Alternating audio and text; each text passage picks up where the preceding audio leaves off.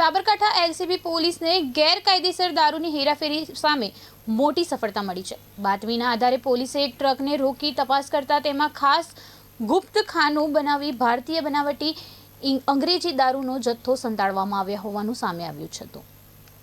તપાસ દરમિયાન પોલીસે અંદાજે રૂપિયા 8.42 લાખથી વધુ કિંમતનો ભારતીય બનાવટી અંગ્રેજી દારૂ જપ્ત કર્યો હતો। ટ્રક સહિત કુલ રૂપિયા 18.47 લાખથી વધુનો મુદ્દામાલ કબજે કરવામાં આવ્યો છે।